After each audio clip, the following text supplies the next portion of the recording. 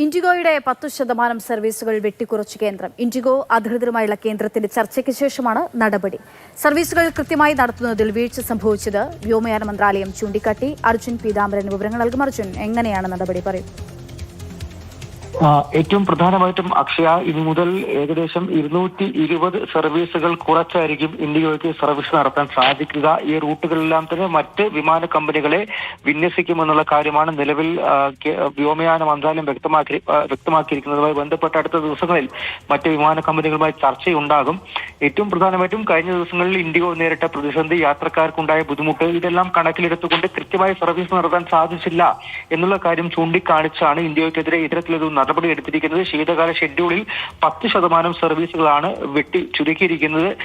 അന്വേഷണം നടക്കുന്നുണ്ട്. കഴിഞ്ഞ ദിവസങ്ങളിലെ പ്രതിസന്ധിയുടെ അന്വേഷണത്തിന്റെ അടിസ്ഥാനത്തിൽ എന്തെങ്കിലും തരത്തിൽ വീഴ്ചകൾ കണ്ടെത്തുകയാണെങ്കിൽ കൂടുതൽ നടപടികൾ ഉണ്ടാകും. പ്രത്യേകിച്ചും സിഇഒയ്ക്കും അതുപോലെ മറ്റ് ബന്ധപ്പെട്ട അധികൃതർക്കുമെതിരെ കർശനമായിട്ടുള്ള നടപടി എടുക്കുമെന്നുള്ള കാര്യമാണ് രാംമോഹൻ നായിഡു, വ്യോമയാന മന്ത്രി, അദ്ദേഹം വ്യക്തമാക്കിയിരിക്കുന്നു. ഒപ്പം തന്നെ കഴിഞ്ഞ ദിവസങ്ങളിൽ ടിക്കറ്റ് റദ്ദാക്കിയ യാത്രക്കാർ അവർക്ക് റീഫണ്ട് നൽകുന്നതുമായി ബന്ധപ്പെട്ട കാര്യം, അതിൽ ഡിസംബർ 7 വരെ റദ്ദാക്കിയിട്ടുള്ള ടിക്കറ്റുകൾക്കെല്ലാം ഇതിനോടകം പൂർണ്ണമായിട്ടും റീഫണ്ട് നൽകി കഴിഞ്ഞു എന്നുള്ള കാര്യം പറഞ്ഞിരിക്കുന്നു. ഇന്ന് രാത്രി 8 മണിയോടെ തന്നെ ഈ ബാഗേജുകൾ, അതായത് എയർപോർട്ടുകളിൽ പല യാത്രക്കാരുടെയുമായി അകപ്പെട്ടുപോയ ബാഗേജുകൾ, അതെല്ലാം തന്നെ പൂർണ്ണമായിട്ടും ഏകദേശം 8500 ബാഗുകളും യാത്രക്കാർക്ക് മടക്കി നൽകിയിട്ടുണ്ട് എന്നുള്ള കാര്യമാണ് ഇപ്പോൾ വ്യക്തമാക്കിയിരിക്കുന്നത്.